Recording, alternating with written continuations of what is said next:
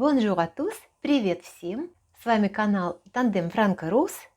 Bonjour, привет всем, bienvenue sur notre canal Tandem Franco-Russe. В нашей рубрике «Сувениры» сегодня мы расскажем о Казани. Cette semaine, nous allons parler de notre séjour à Kazan.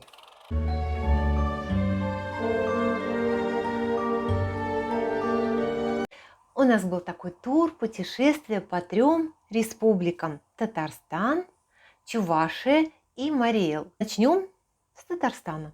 Un séjour à Kazan de plusieurs jours, c'est un vieux rêve.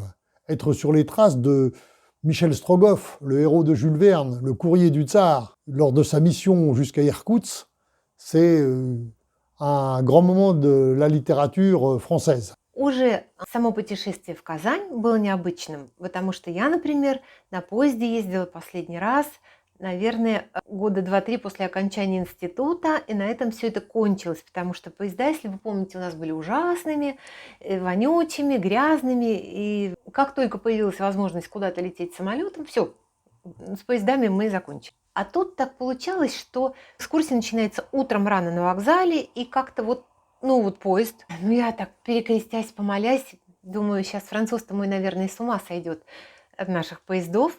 И вот это было такое приятное изумление. Поезд хороший, чистый. У нас был вагон повышенной комфортности. Да, одно питание включено, второе надо доплачивать.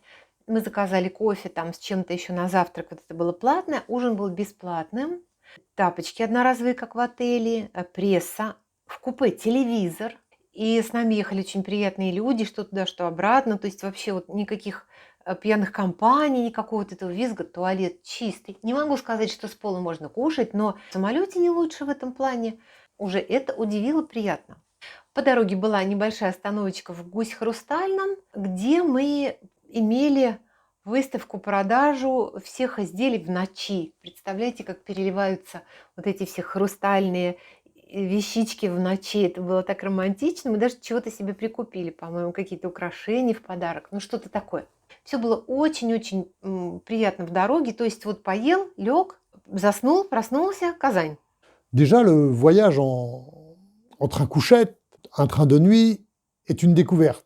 Comme je l'avais vu à la télévision, c'est confortable, propre, on dort bien, les assistantes de wagon sont sympathiques, le repas du soir est correct et le petit déjeuner copieux. Et bienvenue après une bonne nuit de sommeil. C'est un moyen de transport que je recommanderais facilement à des amis, et surtout, on arrive frais et dispo le matin à Kazan. Приехали в Казань рано утром. В Казани дождь как из ведра. И пока мы дочапали до кафе, мокрые были уже все. Но с гидом нам повезло, девушка такая позитивная, умненькая. И она как-то быстро все это обыграла. И вот что у нас теперь Казань умытая, все будет чисто для вас. Ну, в общем, как-то так отшутилась. И народ, который нахмурился, было. Вот приехали, а тут солнце нам не подали. Как-то это все сгладилось, и мы продолжили экскурсии. В первый же день у нас был и Петропавловский собор, и какая-то, по-моему, старообрядческая церковь. Казань у нас оставила самые благоприятные впечатления. Город очень красивый, такой самобытный, яркий, современный, комфортный, чистый и ухоженный. Может быть, конечно, есть там где-то вот эти развалины старых домов, панельные дома, которые уже шатаются, как больные зубы. Но нам этого ничего не попалось, хотя мы не только по центру прогуливались, мы и в спальных районах бывали. Нам тоже очень все понравилось. Что касается кухни, то вам приходит в голову первым, когда мы говорим о татарской кухне? Вот что? Чак-чак. Хорошо, допустим. Еще. Ичпочмак, это мы потом уже узнали. А вот из нашего прошлого, советского, беляш же, беляш. Мы этого беляша, такого ароматного, с бульоном и с мясом, в Казани не нашли. Макдональдсов полно, а беляшей нет.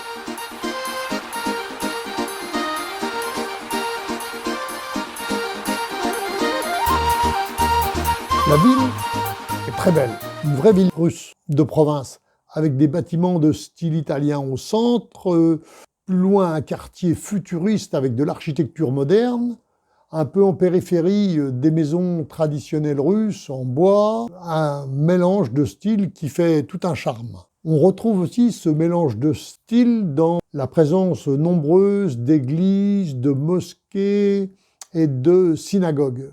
Je crois même qu'il y a un nombre équivalent de tout cela. Помните ли вы, в постперестроечные времена гремели по всей стране казанские мафиозные группировки? Вот мы туда ехали, я думаю, кстати, а где они? Канули в лету. Сейчас ничего такого нету. В городе спокойно абсолютно. И по вечерам гуляйте хоть до утра. Недалеко от нашей гостиницы был местный Арбат, так называемый. Улочка очень симпатичная, такая уютная. Мало того, что там кафе и рестораны, и магазины, бутики всякие, так там еще и очень много достопримечательностей, как памятник, допустим, кареты Екатерины II, памятник коту Казанскому. Вот не буду рассказывать, почему коту Казанскому, съездите, узнаете сами. Нулевой километр, ну, в общем, много таких вот штучек, где можно сфоткаться, что посмотреть, потрогать. У нас же всегда, это же святое, загадать желание, потрогав что-нибудь, чей-то нос, там, лапы. Вот, там этого полно. La visite du musée des Tatars est un moment particulier car pour nous, Européens de l'Ouest, on ne connaît pas bien ces civilisations des steppes. On les prend juste un peu comme pour des Mongols qui vivaient juste sous des yourtes. Et là, on voit une culture raffinée, de l'art. Et le musée est bien fait, il est vaste, il est aéré, de très très belles pièces de collection, d'orfèvrerie, de vaisselle, des armes, très intéressant. Очень интересный музей тысячелетия Казани. Большущее здание, построенный был именно к тысячелетию Казани, очень просторный, множество экспонатов, один другого интереснее. У нас тоже там был местный гид, который нам рассказал всю историю, откуда, чего взялось. Мы-то здесь вот московские фамилии помним, это Юсуповы, Урусовы, вот такие, да, известные фамилии. А были же еще целый ряд других, которых мы тоже хорошо знаем, но даже не подозревали, что они тоже из Орды пришли к нам. Слиянием двух культур нас тоже не удивить. Мы-то со своими московскими татарами столетиями бок о бок и душа в душу, и как-то мы даже себя особо не разделяем. Они у нас во всех областях. И у нас тоже мечети есть, но такого выраженного паритета, как в Казани, у нас нету. В Казани вот церковь, через дорогу мечеть. Начинают строить мечеть, тут же рядышком закладывают церковь, чтобы никому не было обидно. В этом плане они, конечно, большие молодцы. Ну, действительно, все как-то поровну. Главных нету, все равны. И, в общем-то, все без обид как-то очень хорошо, дружно живут.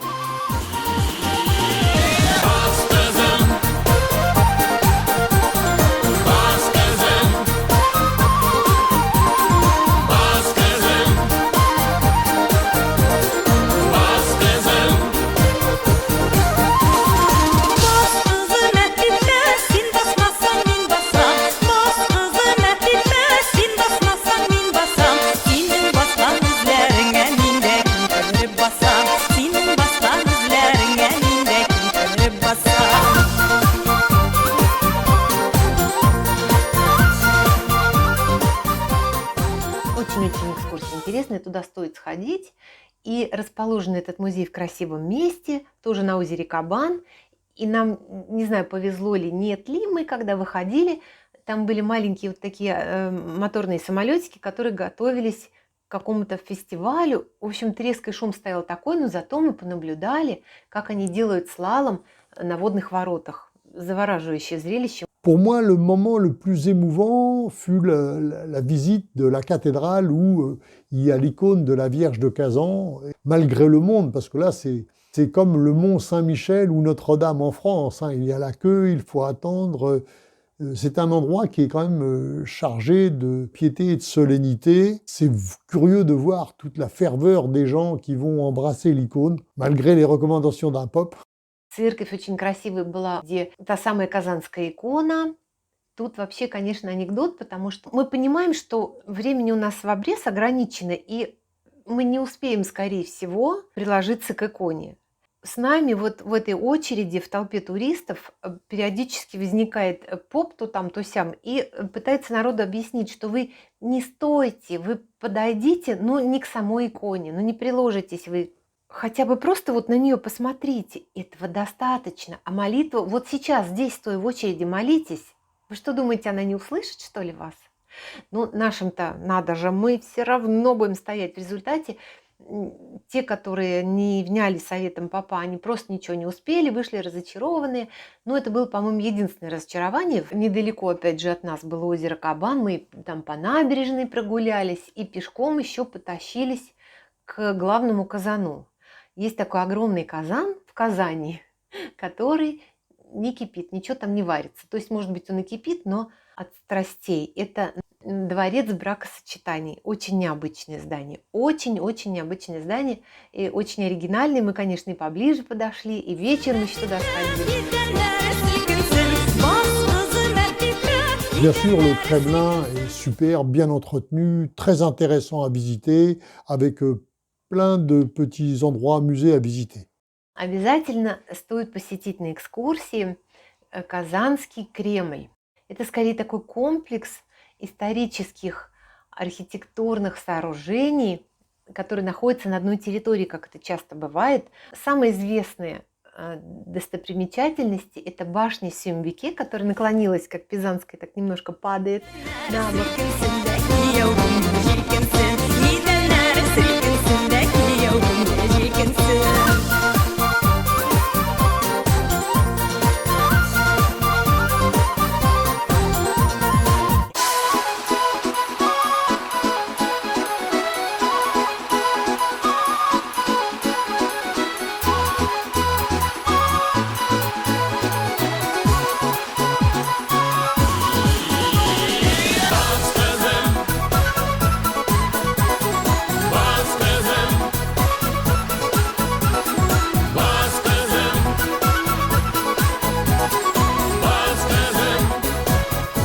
И, конечно же, очаровательнейшая, прекрасная мечеть Кул-Шариф с голубой головой, тюбетечкой, и как будто 4 руки взмывают вверх к небу. Она очень изящная, очень такая устремленная, вся в кружевах, в белых, очень красивая.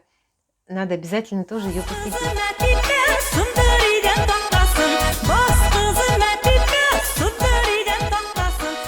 Globalement, c'est un très très bon séjour. On était bien logés, on a bien mangé, comme souvent en Russie d'ailleurs, hein, dans des restaurants un peu classe, mais pas trop cher. C'est en province en Russie, c'est abordable et ce qui est très agréable, c'est la notion de service des gens vraiment là pour que vous soyez bien au restaurant. Куда еще вечером можно сходить? Мы, например, в аквапарк Ривьеру ходили, и есть такой там парк, где люди танцуют по вечерам, причем такие бальные танцы, все вместе, немножко как вот типа у нас в парке Горького. И на чертовом колесе покатались, еще раз на Казань взглянули уже вечернюю. В общем, со всех ракурсов она нам приглянулась. Le soir, on faisait de très bonnes balades le long de la Volga. On a même eu la chance de monter dans une grande roue qui nous a permis de découvrir l'ensemble de la ville vue de haut. C'était très très bien. Et on comprend mieux pourquoi la ville s'appelle Kazan, vu la forme que prend la Volga. Вечером по Казани гулять одна приятность. На Арбате многолюдно. Народ гуляет и парочками, молодежь компаниями, туристов много. Было тепло, мы с удовольствием прогуливались. Очень приятно видеть, что люди оживленно разговаривают, веселые, вот местные все такие общительные, доброжелательные. В общем, оставили очень тоже приятное себе впечатление. В общем, Казань нам действительно очень понравилась. И атмосфера, и люди, и сам город. Один из тех городов, куда хочется вернуться, еще раз побродить по улочкам, рассмотреть его повнимательнее, остаться там подольше. Так что в планах у нас, конечно, это есть, вернуться как-нибудь в Казань. Но мы были не только в Татарстане, это был вояж в 3 республики. Так что продолжение следует. Увидимся позже. Пока-пока, à bientôt. Le retour en train était très bien, pareil qu'à l'aller. Et qu'est-ce que c'est bien d'arriver le matin à Moscou, détendu, en forme et en ayant déjà pris son petit déjeuner. Voilà, un beau voyage. Но вот хочу я вас спросить, а где наши родные беляши, которые были раньше на всех углах вместе с чебуреками? У нас, помните, вот чебуречные были? Идешь с работы или с института там, по дороге обязательно можно где-то вот его прикупить и заточить, пока домой возвращаешься уже там. Если кто-нибудь знает, где в Москве можно вкусненько покушать беляшей, напишите, пожалуйста, в комментариях. Потому что вот я, например, не нашла. Нет, дом-то я могу сделать. Я там пару раз даже делала как-то, но это вот это масло надо потом как-то утилизировать куда-то. В общем, геморройно достаточно. И потом это все равно не то, это имитация. Я очень хотела показать мужу, что такое вот эти вот вкуснючие беляши. И тут мы, когда собирались в Казань, я ему говорю, ну вот, там-то мы попробуем настоящих, ароматнейших, очень вкусных беляшей. Ага, сейчас. А в Казани их тоже нет. Вот мы прямо в ресторан пришли первым делом на вечер, что я там тут же носом в меню. Беляши есть? Нет. В другой ресторан пришли, беляши есть? Я говорю, нет, что такое вообще, как это? Ну, нет беляшей. Вот мы не нашли. Все время, что мы там были, мы ужинали и обедали. В Москве теперь полно на каждом углу донер, кебаб, есть даже фалафель. Уж я не говорю суши, пицца. Ну вот наше-то все куда девалось. Мы как-то это забыли, забросили пончики. Пончики есть на ВДНХ еще продают. Жалко, мы теряем такие вкусные вещи. И даже и забыли уже про них. Вы помните вкус беляшей? У меня в классе был мальчик, татарин. Когда он болел, ну, обычно учительница спрашивает, кто пойдет посещать больного, чтобы принести надо было уроки ему, там все такое. Вот Стасика кто пойдет посещать? Лес, рук, лес, мы, я. Потому что бабушка его готовила так вкусно. Вот у них, я еще будучи совсем маленькой, там, наверное, в 3 классе или в 4 попробовала первый раз настоящие беляши, которые сочные прямо. И Стасик мне объяснял, как надо это кушать, откусить маленький кусочек, выпить оттуда бульон, ни в коем случае не с ножом и вилкой на тарелке. Сначала вот надо вот именно так надкусить, выпить бульон, и только потом уже можно его там пилить ножом, чтобы не потерять вот этот ароматнейший бульон. Ой, как же это было вкусно!